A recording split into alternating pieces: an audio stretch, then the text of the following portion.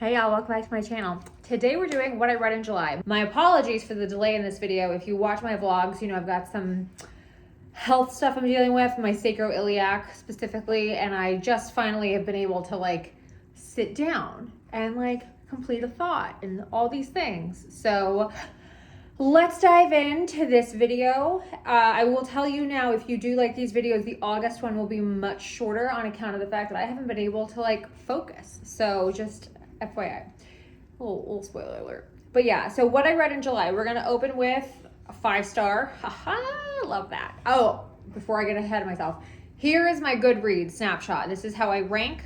This is what I do. I don't write long-winded reviews. I don't do any of that, but I do star. There we go. So we opened with Delicious by Ruth Reichl, 5 stars. Now, I will also tell you, I am biased as shit when it comes to her because one of my top tier favorite things to read ever are food memoirs. Food is like my number one thing in life. It's like my number one. I am obsessed with it. I can wax on about it until I literally pass away.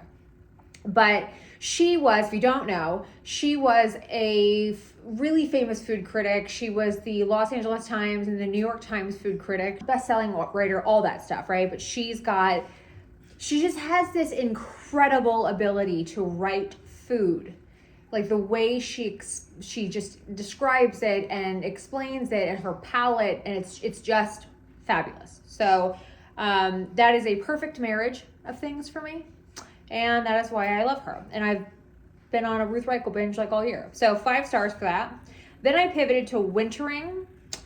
I gave this book 4 stars. I think this book was recommended to me, not directly, but it was like one of those, if you find yourself in these boats, this is a book for you. Again, if you're new to my channel, I have complex PTSD, and I've had my whole life basically burned down last year and end of last year, and I have been on a hell of a journey. So before that was grief and then trauma. So yay. I liked it a lot. Like I gave it 4 stars. But I don't think it's a book that spoke to me. It's like I can see the collective value, but for me specifically, do you know what I mean? Like that kind of where I ranked it. I don't think it's by no means the book that I would recommend in terms of the value of it. But I see why people find the value specifically in that one. Does that make sense? It's very like Aquarius answer. Third book I read was Rebel Witch. I gave 3 stars too. I will never learn my lesson on these books. I will never learn my lesson on the kind of comprehensive witchy books. So it's nonfiction. It's like creating your craft, basically. I like it. I liked it a lot, actually. I did like this book because it's very kind of you do you with like some sort of like ethical boundaries on it, which I like. I think the thing I consistently struggle with these books, and for the life of me, I can't figure out why I keep buying them. Which in fairness, I haven't been, but here we go. They are a little too, I don't know if it's too generic or it's less soulful. It's definitely the book I've liked the most as far as these kind of books go. But I find I almost prefer a novel when it comes to like the soul of it. And I think like one of the reasons why I self-identify as witchy is like there is a soulfulness to your practice. There is a very self-driven sort of like curated ritual like this. It's very you. It's very individual.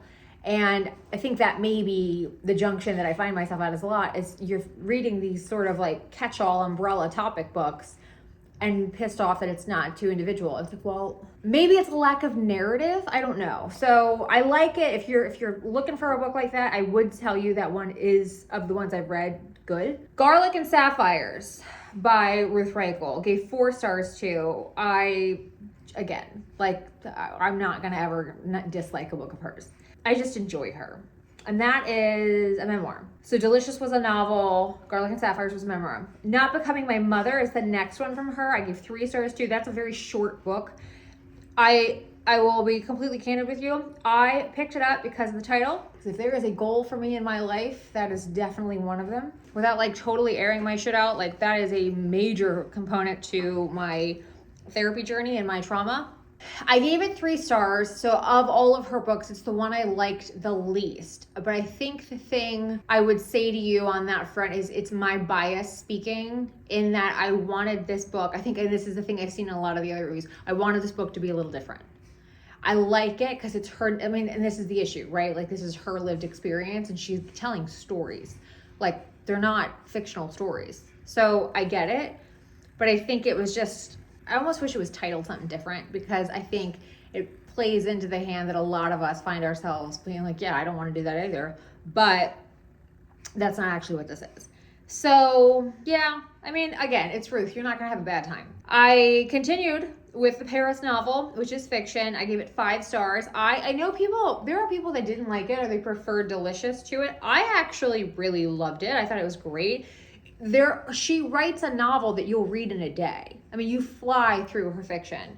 So she does such a good job writing food in a way that if you have even somewhat of an interest in, you're like sucked in. It's the best.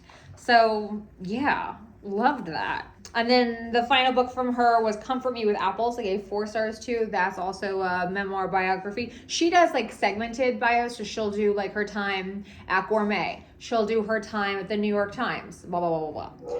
So if you are interested in her, you can actually like read memoirs from different like chapters of her life. Okay, then we did the Witchy Homestead. I gave 3 stars to.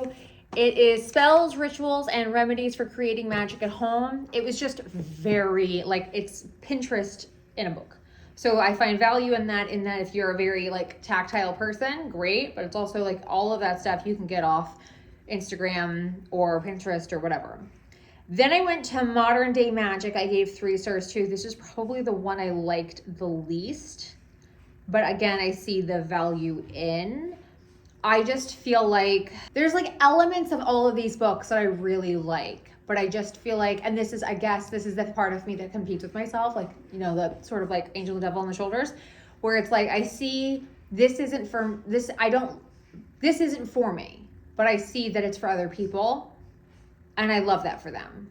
But like, you take the meat, you leave the bones, right? You take what works for you, you leave what doesn't. So there's value in all of it. But I think something that I've been on a quest for in my own practice is like finding that combination of things that I specifically want from someone. I think a big lesson I've learned in reading all this stuff is that's my practice. That's individual to me. There isn't anybody that's written anything that combines all of the things that I like. So in the aesthetic that I like them in, you know what I mean? So like that flavor and like those flavors and that packaging, all that stuff. Like it's like, that's been the biggest kind of head against the wall, if you will.